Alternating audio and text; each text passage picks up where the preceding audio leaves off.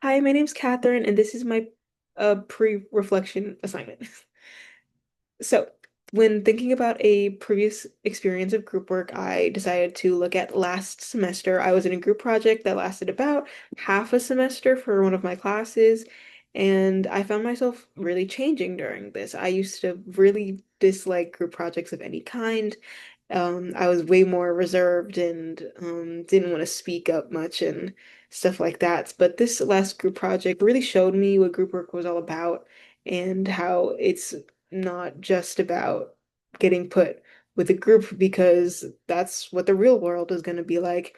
It's about learning the effectiveness and the greatness of collaboration and collaborating with people with different thoughts and different views and beliefs and how that can really transform a project. So, when looking at a research article, I found an article called The Facets of Team Equity, a Scoping Review. This was written by Andrew D. Moffat, Rebecca L. Matz, Robin Everett Fowler, and Madison Jeffrey.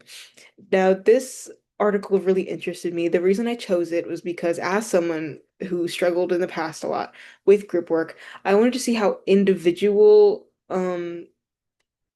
fixing individual problems can help improve the group as a whole, and how um, just changing not the person, but changing the way they handle things, how they can help them improve their confidence, and in turn, that improves the efficiency of the group.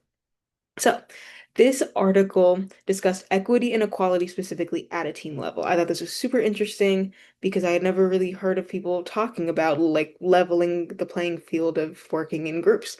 So, this article found that there were seven consistent themes that facilitated team equity. These themes included alignment, dialogism, heterophily, participation, power, ownership, and risk.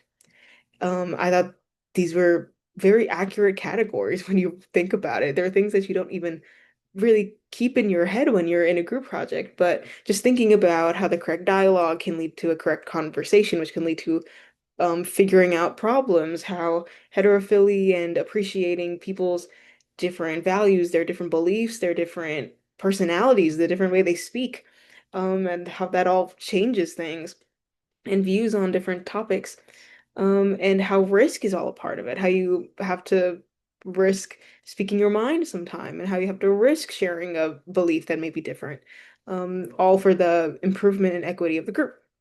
And there's also this quote from the text that really spoke to me. This quote says, "If a student is working in a group and she does not engage in activity, how can we differentiate whether she had the opportunity and chose not to take it, or whether she never had the opportunity in the first place, perhaps due to factors beyond your view?"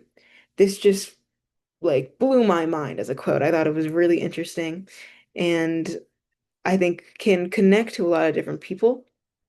And yes, I just thought this article really went into good depth and good ideas about team equity and how equality in a team can really set it up for success.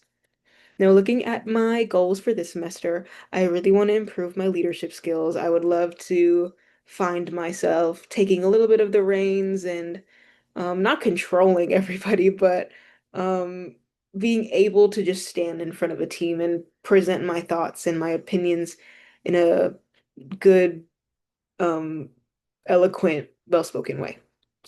And I would also, of course, love to improve my communication skills within a group and help myself get out of my reservedness a little bit. So yeah, that was my thoughts and my reflection. Thank you for listening.